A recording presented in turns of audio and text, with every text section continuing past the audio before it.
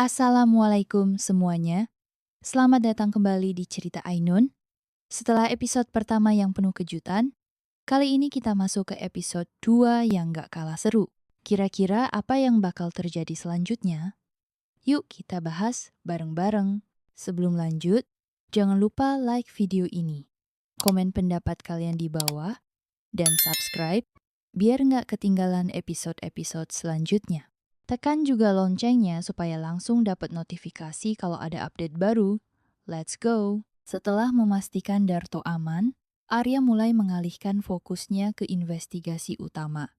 Siapa dalang sebenarnya di balik semua kecurangan ini? Selama beberapa minggu terakhir, ia sudah mengumpulkan cukup banyak bukti, termasuk laporan keuangan yang janggal dan rekaman CCTV tentang pengiriman barang yang tidak sesuai. Namun, masih ada satu hal yang belum ia ketahui siapa otak di balik semua ini. Dan malam itu, jawabannya mulai terungkap. Arya duduk di pos satpam sambil memeriksa laptop yang ia sembunyikan di bawah meja. Ia telah mendapatkan akses ke beberapa file perusahaan.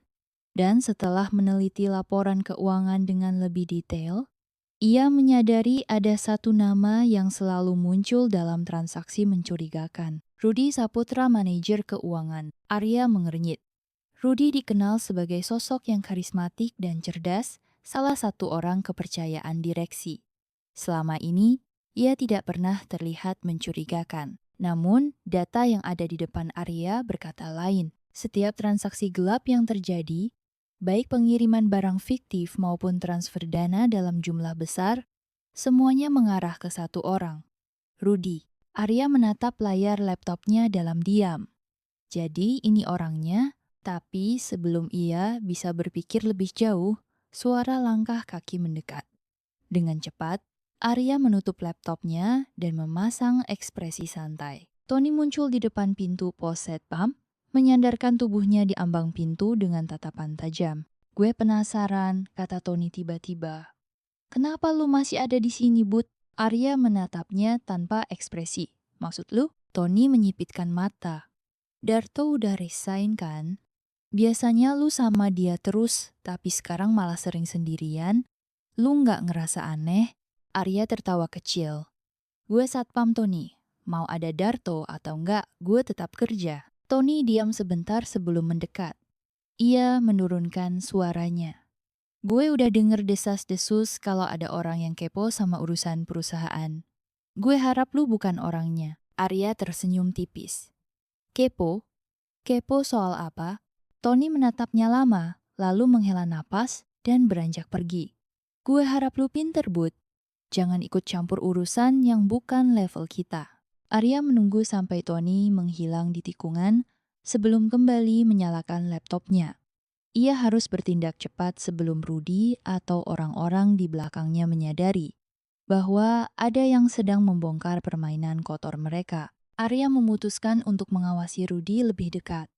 Selama jam makan siang, ia menyelinap ke area parkir karyawan, berharap bisa menemukan sesuatu yang mencurigakan. Tak butuh waktu lama, ia melihat sosok Rudy berjalan cepat menuju mobilnya sambil berbicara di telepon. "Iya, semua aman. Transfernya udah masuk. Gue udah urus bagian logistik juga. Jangan khawatir, kita masih pegang kendali." Arya menyipitkan mata. Jadi dia benar-benar terlibat. Ketika Rudy hendak masuk ke dalam mobilnya, Arya pura-pura berjalan ke arah yang sama.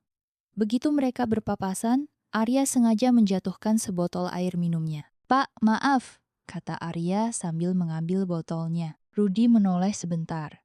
Awalnya ia tampak tidak tertarik. Tetapi saat melihat wajah Arya lebih jelas, ekspresinya berubah. "Kamu Budi ya? Satpam baru itu?" Arya tersenyum ramah. "Iya, Pak. Saya baru beberapa minggu di sini." Rudy mengangguk, lalu matanya menyipit sedikit. "Saya sering lihat kamu. Kayaknya kamu suka keluyuran ke tempat yang gak seharusnya." Arya tetap tersenyum, tetapi kini tubuhnya sedikit menegang. "Maksud Bapak?" Rudy tertawa kecil. "Gak usah pura-pura polos. Saya tahu kamu sering ngeliatin gudang dan laporan-laporan keuangan. Seorang satpam biasa nggak akan tertarik sama hal-hal kayak gitu." Arya mulai menyadari bahwa penyamarannya mulai terbongkar. Saya cuma penasaran, Pak. Banyak orang ngomongin masalah keuangan perusahaan. Jadi saya kepo aja. Rudy mendekat, suaranya lebih pelan namun penuh ancaman. Kepo itu bisa membahayakan nyawa, Budi. Arya menelan ludah, tetapi tetap berusaha tenang. Maksud Bapak? Rudy menepuk pundaknya dengan senyum dingin. Jangan ikut campur urusan yang bukan level kamu. Kalau kamu pintar, kamu bakal tutup mulut dan tetap kerja seperti biasa. Tapi kalau enggak, ya kamu enggak mau jadi kayak Darto, kan? Arya langsung merasakan darahnya mendidih. Apa maksud Bapak dengan Darto? Rudy hanya tersenyum dan masuk ke mobilnya tanpa menjawab. Saat mobil itu melaju pergi, Arya mengepalkan tangannya. Ia tahu ini bukan sekadar penggelapan biasa. Ini sudah melibatkan ancaman dan mungkin lebih dari itu. Sekarang, ia harus memutuskan langkah selanjutnya. Tetap diam dan menjaga nyawanya sendiri atau terus maju, meskipun nyawanya mungkin terancam. Dan bagi Arya, menyerah bukanlah pilihan. Setelah konfrontasi dengan Rudy, Arya tahu waktunya tidak banyak. Jika ia tidak segera bertindak, bisa jadi nyawanya dalam bahaya. Namun, ia juga tidak bisa gegabah. Penyamarannya sebagai Budi masih menjadi satu-satunya keuntungan yang ia miliki. Malam itu, di pos satpam yang sepi, ia mulai menyusun strategi. Arya membuka laptopnya dan melihat kembali dokumen-dokumen transaksi yang telah ia kumpulkan. Bukti ini cukup kuat, tetapi jika ia langsung menyerahkannya ke direksi, ada kemungkinan besar Rudy sudah menyiapkan cara untuk menghapus jejaknya. Gue butuh sesuatu yang lebih konkret, sesuatu yang gak bisa dibantah. Gumamnya. Ia teringat sistem CCTV di perusahaan. Jika ia bisa mendapatkan rekaman yang menunjukkan transaksi mencurigakan atau interaksi Rudy dengan orang-orang yang terlibat, maka akan lebih sulit bagi mereka untuk mengelak. Ia pun memutuskan untuk masuk ke ruang kontrol CCTV di lantai 3 gedung utama. Malam itu, saat kebanyakan karyawan sudah pulang, Arya berjalan santai menuju gedung utama. Dengan seragam satpamnya, tidak ada yang akan mencurigainya. Setibanya di sana, ia melihat ruang kontrol CCTV dijaga oleh seorang petugas bernama Reno. "Malam, Pak Reno," sapa Arya ramah. Reno menoleh dan tersenyum. "Malam, Bud, tumben kesini." Arya mengangkat botol air di tangannya. Iya, iseng aja cari tempat dingin. Di pos tadi AC-nya mati, pengap banget. Reno tertawa kecil. Haha, bener juga. Ya udah, sini aja dulu. Gue juga lagi santai. Arya masuk ke dalam dan duduk di dekat layar monitor besar yang menampilkan rekaman dari berbagai sudut gedung. Setelah berbasa-basi sebentar, Arya mulai berpura-pura tertarik pada layar CCTV. "Pak Reno, kalau ada rekaman lama, bisa diputar ulang gak?" Tanyanya santai. Reno mengangkat alis. "Bisa dong. Kenapa? Ada yang mau lu cari?" Arya berpikir cepat. "Iya, kemarin gue dengar ada kejadian di gudang. Gue penasaran aja siapa yang masuk terakhir kali." Reno tertawa kecil. "Ah, lu kepo juga ya? Bentar gue cek." Ia mulai mengetik beberapa perintah di komputernya, membuka rekaman dari hari yang dimaksud. Arya memperhatikan dengan seksama saat layar memperlihatkan beberapa orang yang keluar masuk gudang.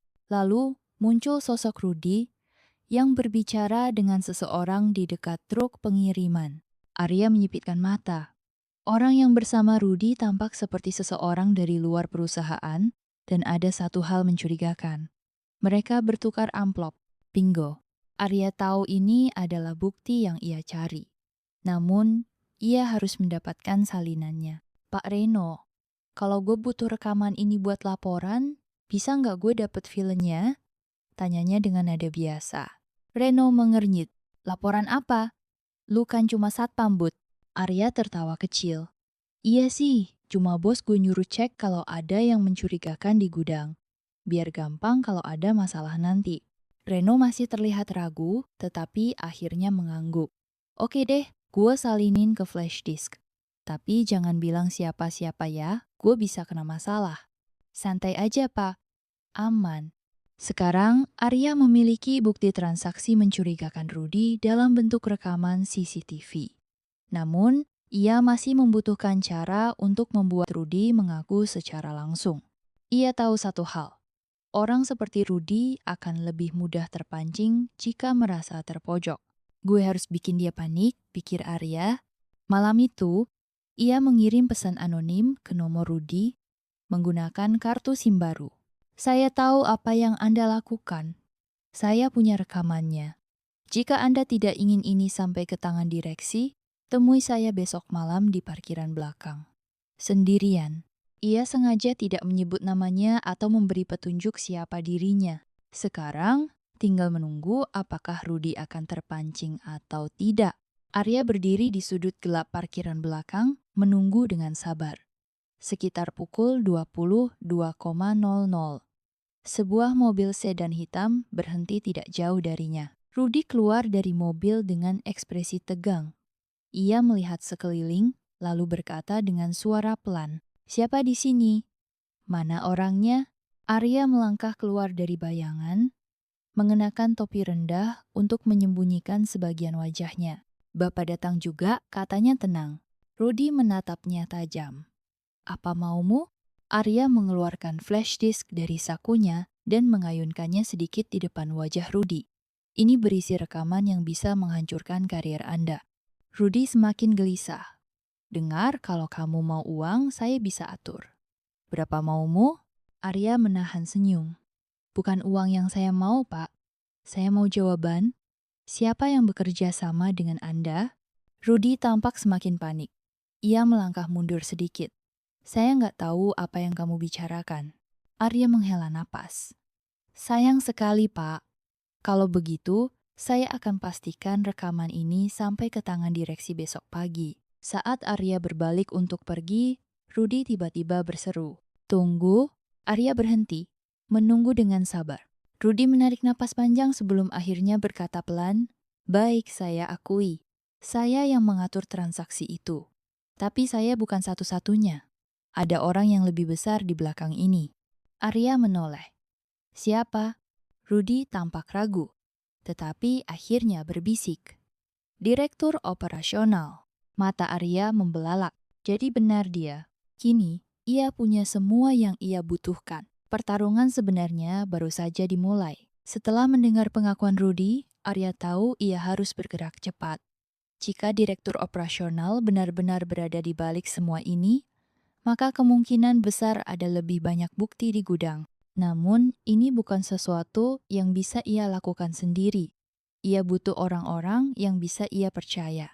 Malam itu, Arya kembali ke pos satpam dan menemui Darto secara diam-diam. "Lo yakin mau ngelakuin ini, Bud?" tanya Darto dengan nada khawatir. "Kalau lo ketahuan bisa gawat." Arya mengangguk mantap. "Justru karena ini gawat, gue harus bertindak sekarang. Gue nggak bisa biarin mereka terus main di belakang." Darto menghela napas lalu mengangguk. "Gue ikut, gue bisa ajak beberapa satpam lain yang masih jujur." "Bagus," kata Arya. "Kita bakal sidak gudang malam ini. Tapi kita harus pintar, kita nggak bisa datang dengan tangan kosong. Kalau kita bisa nangkap bukti di tempat, mereka nggak akan bisa mengelak lagi." Darto berpikir sejenak, lalu berkata, "Gue kenal Reno yang jaga CCTV. Kalau dia bisa bantu, kita bisa pantau gudang dari ruang kontrol dulu sebelum masuk." Arya tersenyum. "Bagus. Gue akan pastiin kita punya cukup orang buat ngegrebek tempat itu." Tepat pukul 23.30, Arya, Darto, dan 3 satpam lainnya Hadi, Agus, dan Reno berkumpul di pos satpam. "Oke," kata Arya pelan. "Reno, lo tetap di ruang CCTV dan kasih tahu kita kalau ada yang datang mendekat. Hadi dan Agus, lo berdua ikut gue dan Darto ke gudang." Reno mengangguk. "Gue bakal pastiin gak ada yang bisa nyelinap tanpa kita tahu." Setelah semuanya siap, mereka mulai bergerak menuju gudang di belakang area logistik. Begitu sampai di depan gudang, Arya memberi isyarat kepada yang lain untuk tetap diam. Ia mencoba mendorong pintu, tetapi terkunci. Sepertinya mereka tahu ada sesuatu di dalam sini. bisik Agus. Arya mengeluarkan kunci cadangan yang ia temukan di pos satpam beberapa hari sebelumnya. Dengan sedikit usaha, ia berhasil membukanya. Saat pintu terbuka, mereka melihat tumpukan peti kayu yang tersusun rapi di dalam gudang. Beberapa peti terbuka memperlihatkan isinya barang-barang elektronik, suku cadang otomotif, bahkan beberapa dokumen pengiriman yang mencurigakan. Ini semua barang ilegal, bisik Hadi. Darto mengangguk. Iya, dan ini barang yang seharusnya nggak pernah ada di dalam perusahaan ini. Arya berjalan mendekati salah satu meja di sudut ruangan dan menemukan tumpukan dokumen dengan kop surat perusahaan. Ia membuka salah satunya dan menemukan sesuatu yang mencengangkan dokumen pemesanan barang dengan tanda tangan direktur operasional. Gue nggak percaya, gumam Arya. Jadi ini semua benar-benar dikendalikan dari atas? Namun, sebelum mereka bisa melanjutkan pencarian, suara langkah kaki terdengar dari luar. Siapa di dalam? Terdengar suara berat dari luar. Arya langsung memberi isyarat kepada yang lain untuk bersembunyi di balik peti. Pintu gudang terbuka dengan kasar. Dan dua orang pria masuk, salah satunya adalah Tony. Tony berjalan masuk dengan ekspresi curiga, sementara pria di sebelahnya tampak seperti orang suruhan. Gue rasa ada yang ngelakuin hal bodoh malam ini, kata Tony sambil melihat ke sekitar gudang. Arya menahan napas di balik peti. Namun, saat Tony mendekat, tiba-tiba terdengar suara dari walkie-talkie-nya. Tony, masalah besar. Ada yang coba akses dokumen di ruang direksi. Tony langsung mengumpat. Sial, siapa? Nggak tahu, tapi kita harus beresin ini sekarang juga. Tony menggeram kesal, lalu menoleh ke pria di sebelahnya. Kunci lagi gudangnya, kita urus ini nanti. Begitu mereka pergi dan suara langkah kaki menghilang, Arya dan yang lain keluar dari tempat persembunyian mereka. Hampir aja, bisik Darto. Arya mengangguk. Tapi kita udah punya bukti yang cukup. Sekarang kita harus pastiin semuanya sampai ke tangan yang tepat. Hadi melihat ke arah pintu. Tapi Tony pasti curiga. Gue rasa ini belum berakhir. Arya mengepalkan tangannya. Belum. Tapi ini langkah awal kita buat ngejatuhin mereka. Mereka pun segera mengambil beberapa dokumen penting dan bersiap keluar dari gudang. Pertarungan ini belum selesai, tapi kemenangan mulai terlihat di depan mata. Setelah berhasil mengumpulkan dokumen penting dari gudang, Arya tahu ini adalah momen krusial.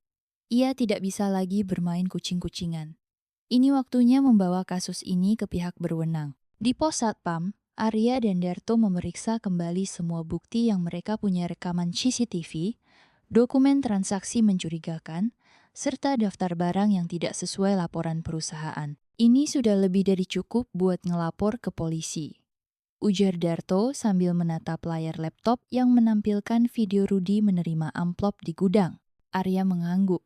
Iya, tapi kita harus pastikan mereka nggak bisa menghilangkan jejak sebelum polisi bertindak. Hadi yang ikut membantu tampak ragu. Tapi gimana kalau mereka punya orang dalam di kepolisian? Bisa-bisa kita malah dibungkam duluan. Arya berpikir sejenak. Makanya kita harus pastikan kita lapor ke orang yang bisa dipercaya.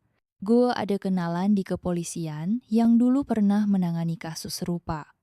Namanya Kompol Rahmat. Darto mengangguk.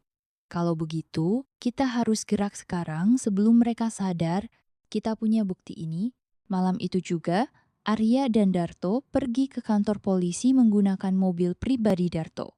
Setelah beberapa menit menunggu di ruang tamu, seorang pria berpakaian dinas dengan raut wajah tegas keluar menemui mereka. Arya, tanya pria itu dengan nada sedikit heran. Apa benar ini kamu? Arya tersenyum tipis. Iya Pak Rahmat, lama nggak ketemu. Rahmat mengangguk dan melirik ke arah Darto. Jadi, ada apa sampai kamu datang langsung ke sini tengah malam? Arya menarik napas dalam, lalu meletakkan dokumen dan flash disk di atas meja. Saya punya bukti penggelapan dana besar di perusahaan saya. Bahkan ada kemungkinan ini melibatkan direktur operasional. Rahmat menatapnya serius, lalu mengambil dokumen dan mulai membaca dengan seksama. Setelah beberapa saat, ia memutar rekaman CCTV di laptopnya. Matanya menyipit. Ini jelas bukti yang kuat. Transaksi mencurigakan, pengiriman barang ilegal, tanda tangan direktur, ini bukan hal kecil. Ia lalu menatap Arya. Tapi kamu yakin gak ada orang dalam di kepolisian yang bisa membocorkan informasi ini? Arya mengangguk. Itulah kenapa saya datang langsung ke Bapak. Saya butuh jaminan kalau penyelidikan ini bakal dilakukan tanpa kebocoran. Rahmat berpikir sejenak, lalu berdiri. Baik, saya akan urus ini segera. Tapi kalian harus siap kalau mereka melawan balik. Darto menelan ludah. Maksudnya, Rahmat menatap mereka tajam. Kalau mereka cukup berani buat melakukan penggelapan besar begini, pasti mereka juga punya cara buat menutupi jejak. Bisa saja mereka akan mencoba menghilangkan kalian sebelum kasus ini terungkap. Arya menghela napas.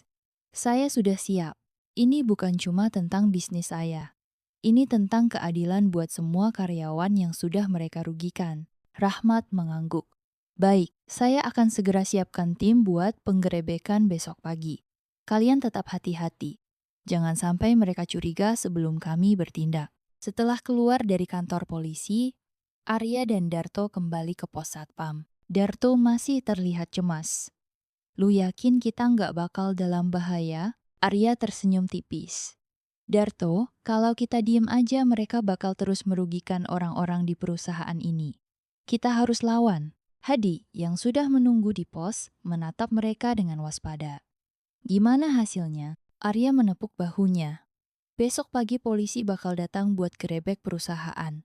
Hadi menghembuskan napas lega. Akhirnya, namun tiba-tiba walkie-talkie di meja berbunyi. Tony di sini. Darto, Budi, ke kantor sekarang. Ada sesuatu yang harus dibahas. Arya dan Darto saling pandang. Sepertinya mereka mulai curiga. Gumam Darto. Arya mengepalkan tangannya. Ini akan jadi malam yang panjang. Pagi itu, suasana di perusahaan tampak biasa saja. Namun, Arya tahu bahwa dalam beberapa jam ke depan, segalanya akan berubah. Polisi sudah bersiap untuk melakukan penggerebekan. Dan ia hanya perlu memastikan bahwa Tony dan Direktur Operasional tertangkap basah. Di pos satpam, Arya, Darto, dan Hadi berdiskusi cepat. Gue dapat info dari Reno. Dia lihat Tony masuk ke gudang tadi subuh. Kayaknya ada transaksi lagi pagi ini, bisik Darto. Arya mengangguk. Bagus, berarti kita nggak perlu cari alasan buat bawa polisi ke sana. Kita cuma perlu memastikan mereka nggak sadar kita udah siapkan jebakan. Hadi tampak gelisah. Kalau mereka tahu polisi udah di jalan, mereka bisa kabur. Makanya kita harus bikin mereka tetap di sana sampai polisi datang, kata Arya. Tepat pukul 9.00, Arya, Darto, dan Hadi berpura-pura melakukan patroli seperti biasa.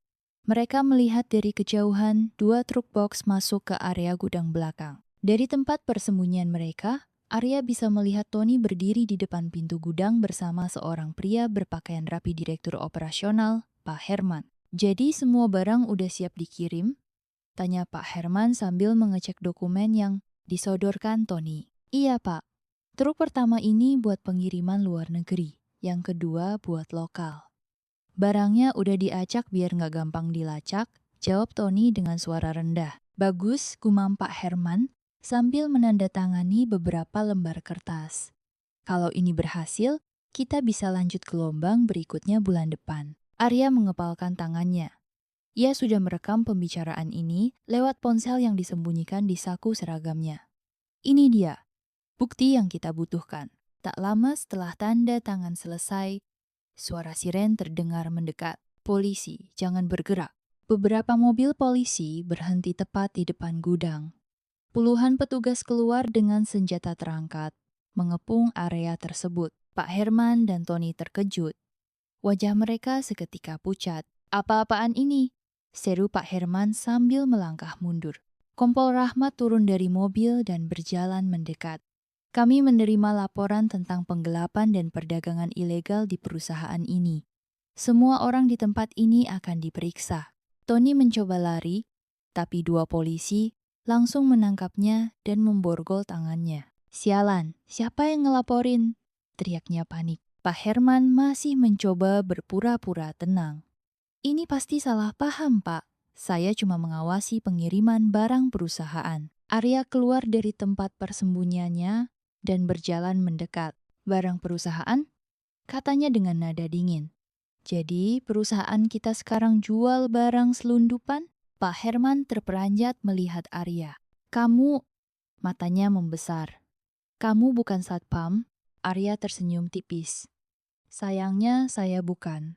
Saya Arya Pratama, pemilik perusahaan ini. Hening. Semua orang yang ada di sekitar terkejut, termasuk para karyawan yang mulai berkumpul melihat kejadian ini. Kamu selama ini menyamar? Tanya Tony dengan wajah penuh keterkejutan. Arya menatapnya tajam. Dan kalian jatuh ke dalam jebakan saya. Semua transaksi ilegal kalian sudah saya rekam. Semua bukti ada di tangan polisi sekarang. Pak Herman mencoba melawan. Ini nggak bisa dibuktikan. Saya hanya menjalankan perintah, saya nggak tahu apa-apa. Rahmat tertawa kecil. Sayangnya, dokumen-dokumen ini punya tanda tangan Anda. Ditambah lagi, kami punya rekaman CCTV dari beberapa minggu terakhir. Seorang polisi menunjukkan flash disk yang diberikan oleh Reno. Pak Herman semakin panik. Ia mencoba berlari, tapi langsung dijegal oleh 2 polisi lainnya. Lepaskan saya orang penting, teriaknya. Rahmat menggelengkan kepala. Sekarang kamu cuma tersangka kasus penggelapan dan penyelundupan. Bawa mereka, Tony dan Pak Herman, diborgol dan dimasukkan ke dalam mobil polisi. Para karyawan yang menyaksikan kejadian ini mulai berbisik-bisik. Arya menatap mereka. Perusahaan ini selama ini dipermainkan oleh orang-orang yang korup. Tapi mulai sekarang, saya pastikan semua akan berjalan dengan jujur dan adil. Sorak-sorai kecil terdengar di antara para pekerja. Darto menepuk bahu Arya. Lo berhasil, Arya. Arya menghela napas lega. Belum selesai, Darto. Masih banyak yang harus dibenahi. Tapi ini awal yang bagus. Hadi tersenyum. Setidaknya, kita nggak perlu lagi takut kehilangan pekerjaan gara-gara orang-orang rakus itu. Arya mengangguk.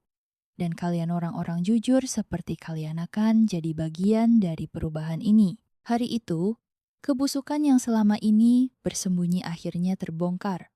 Tapi bagi Arya, ini bukan akhir, melainkan awal dari lembaran baru bagi perusahaannya. Setelah kejadian penggerebekan, suasana di perusahaan masih dipenuhi kebingungan.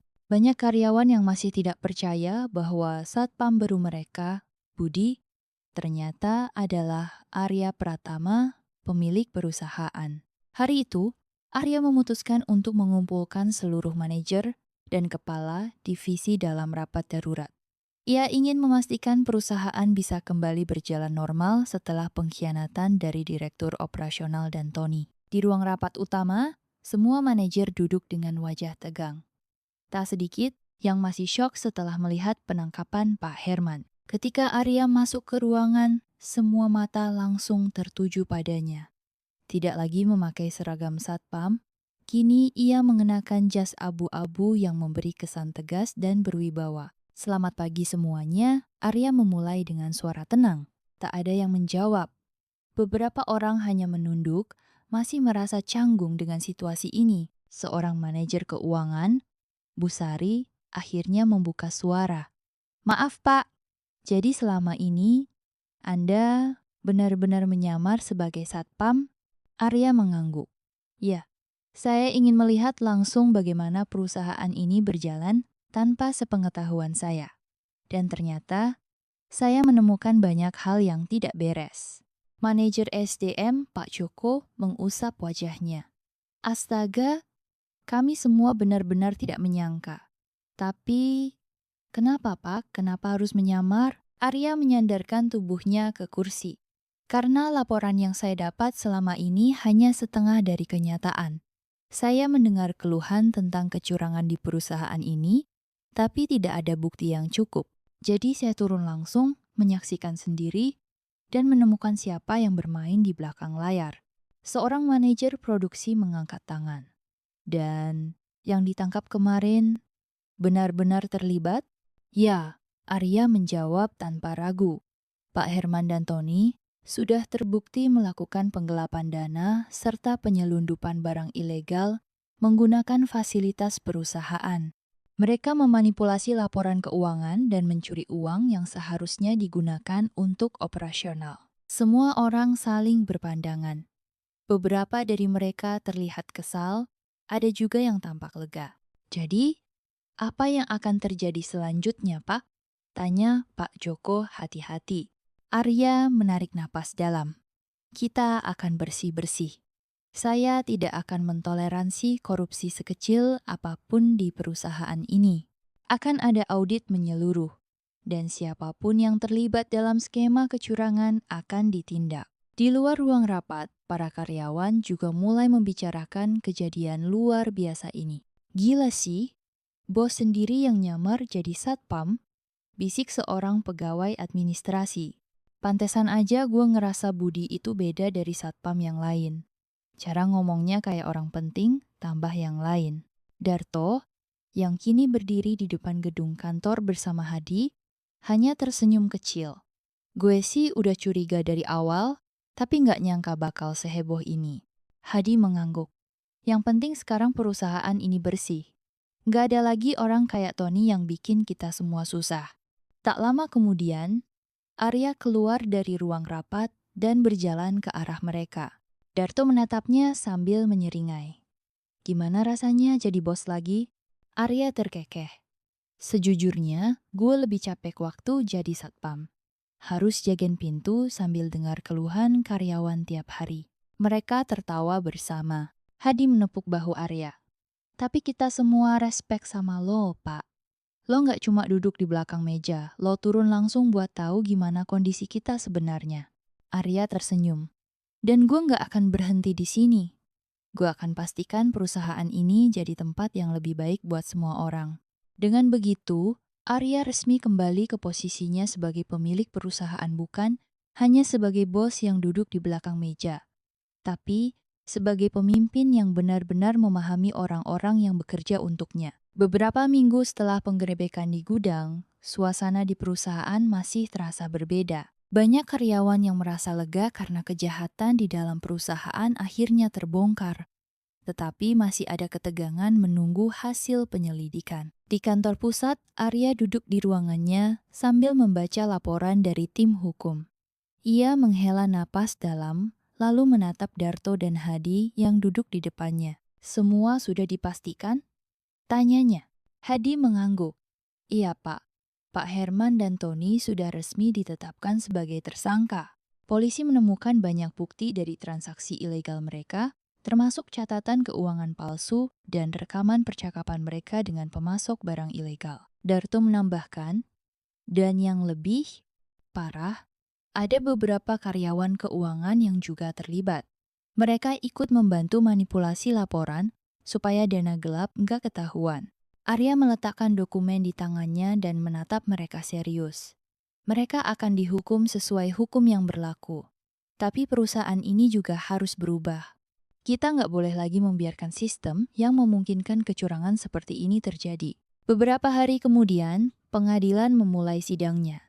Arya tidak menghadiri langsung, tetapi ia mendapatkan laporan bahwa hakim menjatuhkan hukuman yang cukup berat kepada para pelaku. Pak Herman, sebagai otak di balik penggelapan dana, divonis 10 tahun penjara dengan denda besar, sementara Tony mendapat 7 tahun karena terlibat langsung dalam transaksi ilegal. Beberapa karyawan keuangan yang membantu mereka juga dijatuhi hukuman lebih ringan, tetapi tetap harus mempertanggungjawabkan perbuatan mereka. Di media, kasus ini menjadi sorotan besar.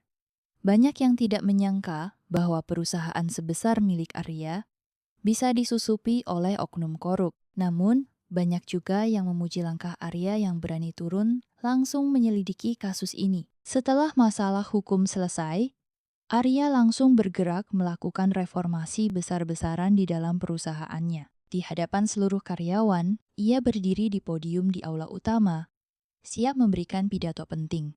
Hari ini menandai babak baru bagi perusahaan kita. Kita sudah melihat bagaimana keserakahan bisa merusak sistem.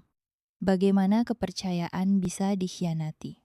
Tapi kita juga belajar bahwa kebenaran akan selalu menang. Semua karyawan menyimak dengan serius. Mulai sekarang, kita akan memperketat sistem audit dan transparansi keuangan. Tidak akan ada lagi ruang bagi kecurangan. Saya juga akan membentuk tim khusus yang memastikan semua kebijakan dijalankan dengan jujur dan adil. Seorang karyawan dari divisi administrasi mengangkat tangan. Pak Arya, apakah akan ada pergantian di jajaran manajemen? Arya mengangguk. Ya, posisi direktur operasional dan beberapa manajer keuangan akan diisi oleh orang-orang yang kompeten dan punya integritas tinggi. Saya tidak akan membiarkan kesalahan yang sama terulang. Seorang supervisor yang sudah bekerja lama di perusahaan mengangkat tangan. Dan bagaimana dengan kesejahteraan kami, Pak? Selama ini banyak anggaran yang disalahgunakan. Apakah ada perubahan? Arya tersenyum. Tentu. Salah satu alasan saya turun tangan sendiri adalah untuk melihat langsung bagaimana kondisi kalian. Saya menyadari banyak hak karyawan yang diabaikan akibat korupsi ini. Saya pastikan kesejahteraan kalian akan menjadi prioritas ke depan. Sorak-sorai kecil terdengar dari barisan karyawan. Setelah acara selesai, Arya memanggil Darto dan Hadi ke ruangannya. Gue nggak mungkin bisa ngebongkar semua ini tanpa kalian, kata Arya sambil tersenyum. Darto terkekeh. Gue sih cuma ngelakuin apa yang menurut gue bener, Pak. Hadi mengangguk. Iya, kalau bukan karena lo turun langsung, mungkin kita semua masih nggak tahu apa yang terjadi di dalam. Arya mengambil 2 amplop dan menyerahkannya kepada mereka. Ini bentuk apresiasi gue buat kalian. Selain kenaikan gaji, gue juga ingin kalian naik jabatan. Darto, lo akan jadi kepala keamanan perusahaan. Hadi, lo akan gue tarik ke bagian manajemen operasional. Mata Darto membelalak. Serius, Pak? Gue nggak pernah mikir bakal jadi kepala keamanan. Hadi juga tampak terkejut. Saya masuk manajemen, tapi saya cuma satpam biasa, Pak. Arya tersenyum. Justru karena kalian orang jujur dan bisa dipercaya.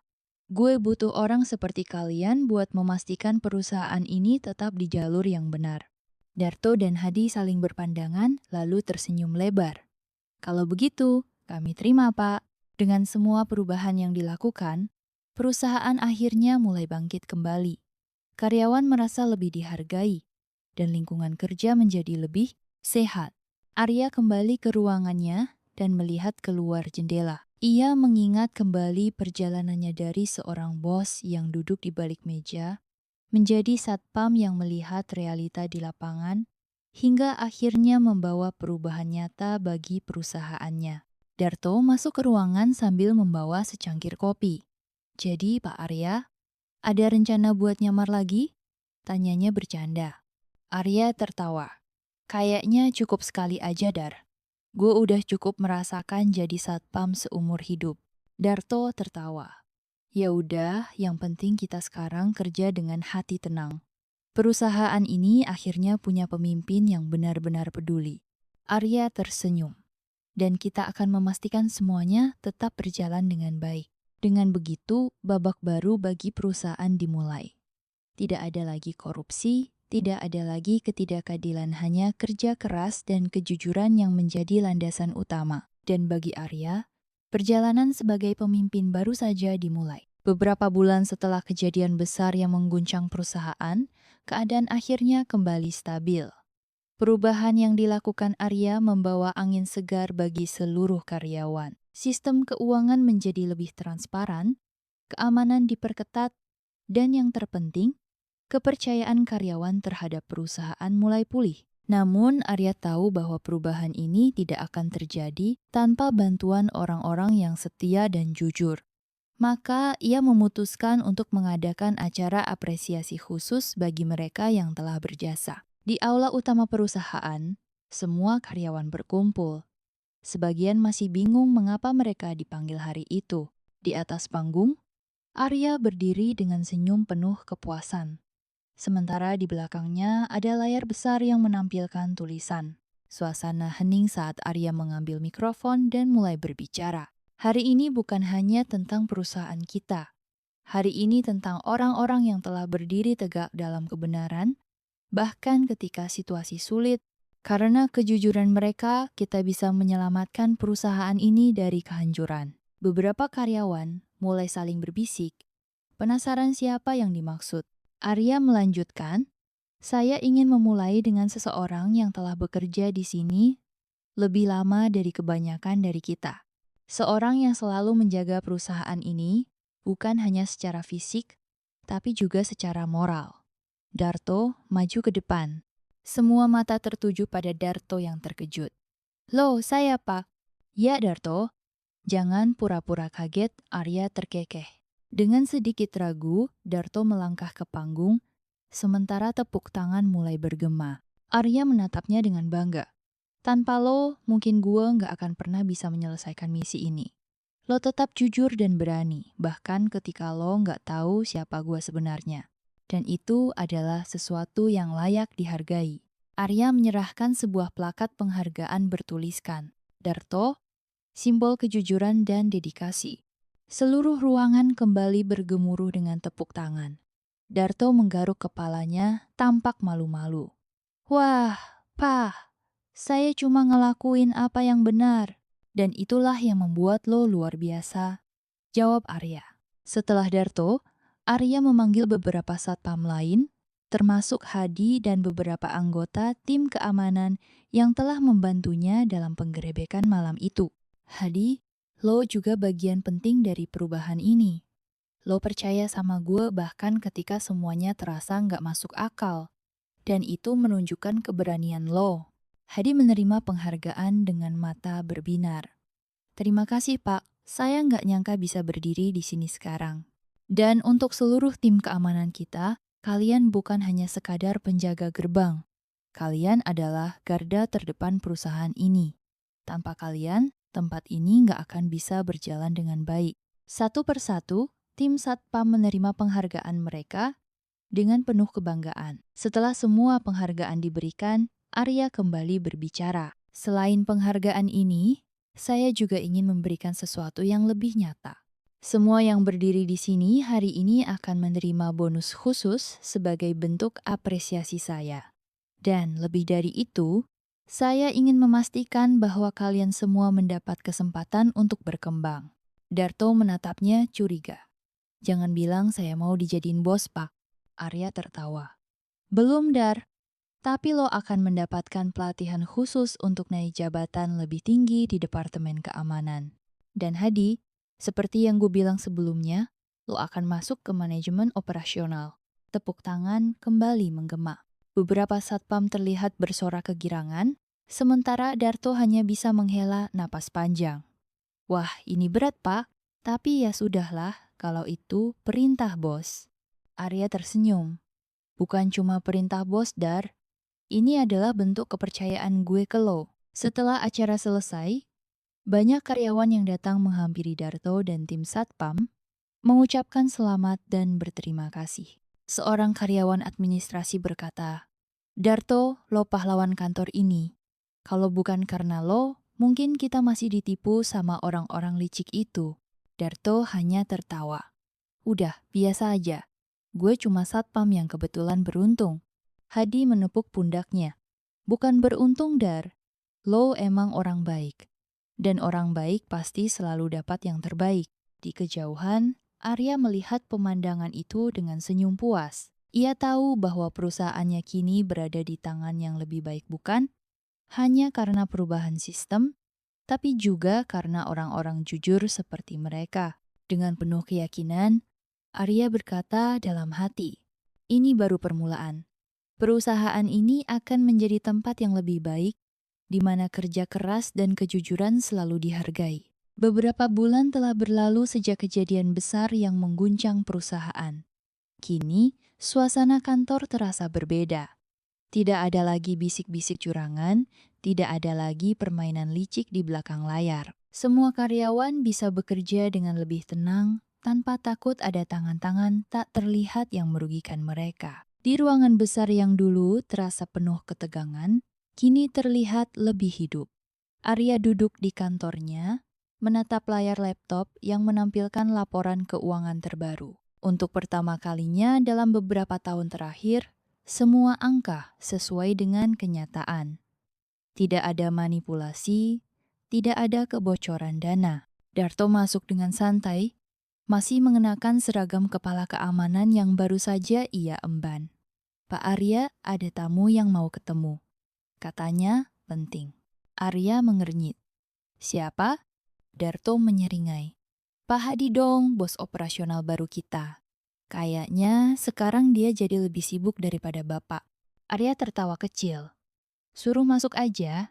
Beberapa detik kemudian, Hadi masuk dengan membawa tablet dan beberapa dokumen di tangannya. Wajahnya terlihat serius, tapi ada kilatan kepuasan di matanya. "Pak, saya cuma mau laporan. Sejak sistem baru diterapkan, efisiensi meningkat hampir 30%. Dana yang sebelumnya bocor sekarang bisa digunakan untuk kesejahteraan karyawan. Gaji beberapa staf yang sebelumnya tertahan juga sudah cair." Arya mengangguk. "Bagus. Itu yang kita harapkan." Hadi meletakkan dokumen di meja. "Dan ini hasil evaluasi sistem pengawasan baru kita. Semua transaksi sekarang harus melewati 3 lapisan verifikasi. Jadi, kalau ada yang coba-coba main curang, kita bakal tahu dalam hitungan jam, bukan bulan." Darto bersedekap sambil menyeringai. "Jadi nggak bakal ada lagi yang bisa nyolong duit perusahaan kayak dulu?" Hadi tertawa. "Bisa aja kalau mereka mau coba nasib. Tapi resikonya ketahuan lebih cepat dan langsung dipecat." Arya tersenyum puas. "Bagus. Kita nggak cuma menghindari korupsi, tapi juga membangun budaya yang lebih sehat." Di sore hari, setelah semua laporan selesai, Arya berjalan keluar kantor. Di pos keamanan, Darto duduk sambil menikmati secangkir kopi. "Pak Arya, sekarang hidup di kantor jadi lebih damai ya," kata Darto. Arya tersenyum dan duduk di sebelahnya. "Iya Dar, gue rasa ini pertama kalinya dalam bertahun-tahun gue bisa benar-benar percaya sama sistem di perusahaan gue sendiri." Darto terkekeh. "Jadi, udah puas nyamar jadi satpam?" Arya tertawa. "Cukup sekali aja. Tapi gue belajar banyak dari pengalaman itu." Darto menyesap kopinya dan menatap langit yang mulai berubah jingga. "Gue juga belajar satu hal, Pak. Kalau kita tetap di jalan yang benar, walaupun kelihatannya susah, pasti bakal ada hasilnya." Arya mengangguk. "Betul, Dar. Dan sekarang kita tinggal jaga agar perusahaan ini tetap di jalur yang benar." Darto tersenyum. "Siap, Pak. Kalau ada yang coba-coba curang lagi, gue pastikan mereka bakal berhadapan sama kepala keamanan baru." Arya tertawa. "Gue percaya sama lo, Dar. Dengan begitu, babak baru dalam sejarah perusahaan dimulai.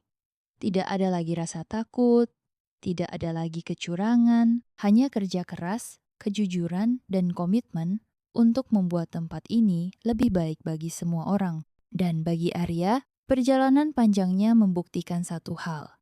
Sebuah perusahaan yang kuat bukan hanya tentang keuntungan, tapi tentang kepercayaan dan integritas.